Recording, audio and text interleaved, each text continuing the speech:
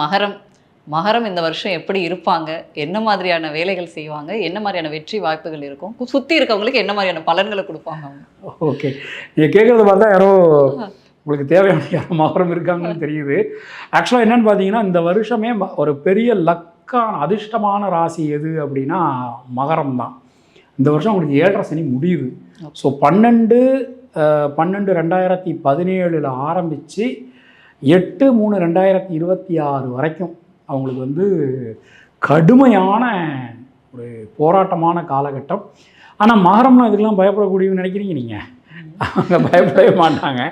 அதாவது உள்ளுக்குள்ளே உதறல் இருந்தாலும் வெளியில் கம்பீரமாக இருக்கிற மாதிரி இருப்பாங்க. மெயினாக மகரத்துக்கு வந்து பார்த்திங்கன்னா அந்த மனசில் இருக்கக்கூடிய அந்த ஒரு பயம், கவலை, சஞ்சலம் அது எல்லாமே நீங்கக்கூடிய ஒரு நேரம் அவங்களுக்கு வந்தாச்சு. மிகப்பெரிய சக்ஸஸ் இந்த வருஷம் அவங்க பண்ண போகிறாங்க.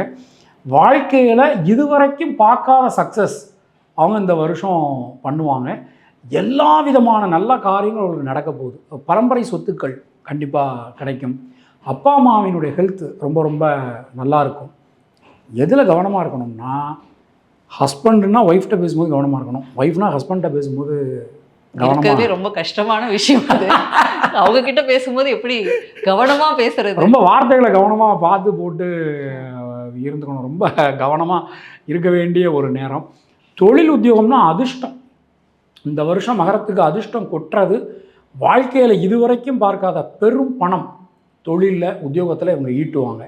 நியூ இன்வெஸ்ட்மெண்ட் பண்ணும்போது கொஞ்சம் கவனமாக இருந்துக்கிறது நல்லது. கல்வி எப்படியா இருக்கும் இவங்களுக்கு? கல்வி சம்மந்தப்பட்ட விஷயங்களில் பெரிய அச்சீவ்மெண்ட்ஸ் பண்ண போகிறாங்க. ஃபார் எக்ஸாம்பிள் பார்த்தீங்கன்னா, நான் வந்து இப்போ ஃபாரினில் படிக்கணும், இல்லை இங்கே ஏதாவது இந்த யூனிவர்சிட்டியில் படிக்கணும், இந்த கோர்ஸ் நான் ஜாயின் பண்ணணும், அது மாதிரி நான் வந்து நீட் எக்ஸாம் ப்ரிப்பேர் பண்ணிகிட்ருக்கேன், எனக்கு நீட்டு பாஸ் ஆகணும், அதெல்லாம் இந்த வருஷம் நிறைய மகரம் வந்து நிறைய அச்சீவ் பண்ண போகிறாங்க.